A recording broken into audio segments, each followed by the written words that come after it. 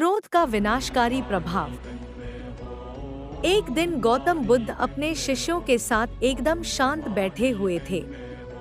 उन्हें इस प्रकार बैठे हुए देख शिष्य चिंतित हुए कि कहीं वह अस्वस्थ तो नहीं है। एक शिष्य ने उनसे पूछा कि आज वह मौन क्यों बैठे हैं, क्या शिष्यों से कोई गलती हो गई है। इसी बीच एक अन्य शिष्य ने पूछा कि क्या वह अस्वस्थ हैं, पर बुद्ध मौन रहे। तभी कुछ दूर खड़ा व्यक्ति जोर से चिल्लाया, आज मुझे सभा में बैठने की अनुमति क्यों नहीं दी गई है। बुद्ध आंखें बंद करके ध्यान मग्न हो गए। वह व्यक्ति फिर से चिल्लाया, मुझे प्रवेश की अनुमति क्यों नहीं मिली। इसी बीच एक उदार शिष्य ने उसका पक्ष लेते हुए कहा कि उसे सभा में आने की अनुमति प्रदान की जाए। बुद्ध ने आंखें खोली और बोले, नहीं, वह अछूत है, उसे आज्ञा नहीं दी जा सकती। यह सुनकर शिष्यों को बड़ा आश्चर्य हुआ। बुद्ध उनके मन का भाव समझ गए और बोले, हाँ, वह अछूत है।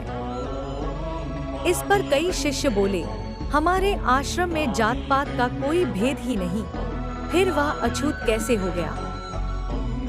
तब बुद्ध ने समझाया, आज वह क्रोधित होकर आया है। क्रोध से जीवन की एकाग्रता भंग होती है। क्रोधी व्यक्ति प्राय मानसिक हिंसा कर बैठता है, इसलिए जब तक वह क्रोध में रहता है तब तक अछूत होता है। इसलिए उसे कुछ समय एकांत में खड़े रहना चाहिए। क्रोधित शिष्य भी बुद्ध की बातें सुन रहा था।